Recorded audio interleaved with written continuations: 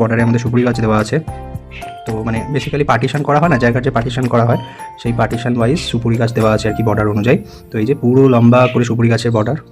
আচ্ছা, তারপর হচ্ছে এই যে বেসিক্যালি বর্ডারটা দেখতে পাচ্ছ, এটাই হচ্ছে আমাদের পার্টিশনের বর্ডার আর কি। এখানে একটা পিলার আছে, এই যে সিমেন্টের যে পিলারটা, এটা হচ্ছে আমাদের পার্টিশন পিলার আর কি। তো এরপর এই লেফট সাইডটা একজনের আর রাইট সাইডটা বেসিক্যালি আমাদের পড়ছে। এখানে আম গাছ বসানো আছে। তারপরে এখানে বেশ কিছু পালং গাছ বসিয়েছিলাম। এগুলো যেরকম গাজর গাছ, গাজর চাষ করেছি, তো গাজর হয়েওছে, তোমাদের পরে দেখাবো। বেশ ভালোই গাজরগুলো হয়েছে, তো সার ছাড়া বেশ ভালোই বড় বড় হয়েছে এবং সুন্দর হয়েছে। আর পালং ওইদিকে করেছিলাম পালং, তার পাশে আরও বেশ কিছু সবজির গাছ বসিয়েছিলাম। অ্যাকচুয়ালি এখন মাটির না উর্বরতা এত কমে গেছে যে সার ছাড়া খুব একটা ভালো ফলন হয় না, কিন্তু তাও হয়েছে। এটা আরেকটা মালটা গাছ, যেটা মৌসুম্বি মালটা আর কি, এখানে একটা বসানো আছে। এটা হচ্ছে যেটা বিম কড়াই গাছ বসিয়েছিলাম। বেশ কিছু কড়াই তুলে খাওয়া হয়ে গেছে বাড়িতে রান্না করে, তো দেখাচ্ছি আমি অলরেডি তার মধ্যে খুঁজে কোথায় একটা কড়াই আছে আর কি। তো সেটাই খুঁজছিলাম, খুঁজতে মোস্ট প্রবলি পরে গাছটা পেয়েছিলাম আর কি। হ্যাঁ, এই যে পেয়েছি। তো এই আর কি, মানে বেশ কিছু বিম কড়াই গাছগুলো খুব ভালোই ফল হয়েছে। সার ছাড়া এত ভালো বিম কড়াইগুলো হবে মানে এটা ভাবাই জানি, মানে আমরা তো এক্সপেক্টই করিনি আর কি। তো পরের গাছগুলো মানে বেশ কিছু গাছ বসিয়েছিলাম, 10-12টা গাছ, তো ভালোই বিম কড়াইগুলো হচ্ছে। এগুলো যেরকম পালং বসিয়েছিলাম, পালংগুলো হয়নি, সার দিইনি বলে জানি না, প্রচুর পরিমাণে জল টল দিয়ে মেনটেন করছিলাম, কিন্তু পালং গাছগুলো বাড়লো না, অল্প স্বল্প হয়েছিল, তারপর আর হয়নি। তো বিম কড়াইগুলো বেশ ভালোই হয়েছে, এটা আবার একটা দেখাচ্ছি। আর গাছেতে বেশ কিছু রোগ চলে আসছে, বুঝতে পারছি না কেন।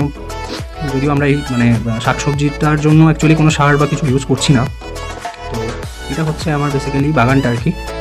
তো এখানে আরও যেরকম এখানে আরেকটা আম গাছ আছে, তো মানে সব গাছ বসানো আছে। গাছের মাঝখানেই আমি অ্যাকচুয়ালি এই শাকসবজিটা চাষ করেছিলাম আর কি।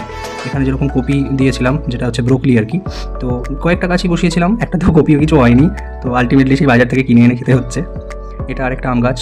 তো দেখতেই পাচ্ছ বেসিক্যালি এখানে যেটা আমি করেছি, যে বেশ কিছু গাছ বসিয়েছি, তার মাঝখানে যে স্পেসটা ছিল সেটাকেই শাকসবজিতে ইউটিলাইজ করে নিয়েছি আর কি। তো এখানে যেরকম এই যে বিনস মানে বিম কড়াইয়ের যে গাছ আর কি, এটা হচ্ছে লবঙ্গ গাছ। তো এর সাইজটা আমি জানি না কবে এটা বড় হবে, কবেই লবঙ্গ দেবে, তো এরকমই সাইজ হয়ে আছে। এখানে ধনে চাষ করেছিলাম, ধনে পাতা যেটা হয় আর কি, তো অলরেডি তুলে অর্ধেক তো আমরা সাটিয়ে দিয়েছি বাড়িতে রান্না করে, এখনও আছে। তো এই ধনে পাতাগুলো এরকম হয়ে যাচ্ছে, মানে আস্তে আস্তে বহুদিন হয়েছে, তো যে কারণের জন্য পাতাগুলো এরকম একটু ফ্যাকাশে টাইপের হয়ে যাচ্ছে আর কি। তো জানি না এটা মানে কেন হচ্ছে, মানে ধনে গাছগুলো অনেকদিন হয়ে গেছে নাকি সেই কারণে নাকি জানি না। এটা হচ্ছে 12 মাসে আম গাছ, যেটা 12 মাস ফল দেবে আর কি। এখানে আরেকটা আছে 12 মাসে আম গাছ, এই যে যেটাতে অলরেডি বকুল ধরেছে। এটা নিয়ে প্রায় 3বার বকুল এলো গাছটিতে, এই যে সুন্দর বকুল ধরেছে। যদি আম হয় তাহলে তোমাদের সাথে শেয়ার করবো, তবে হবে না কারণ বড্ডই ছোটো গাছ।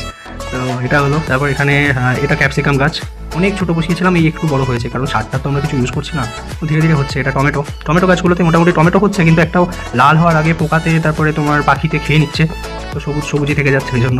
তো এগুলো তো সুপুরি। তারপর এখানে বেশ কিছু লঙ্কা গাছ বসিয়েছিলাম, কয়েকটা গাছে লঙ্কা হালকা হয়েছে, বাকিগুলোতে হয়নি। এটা হচ্ছে লিচু গাছ।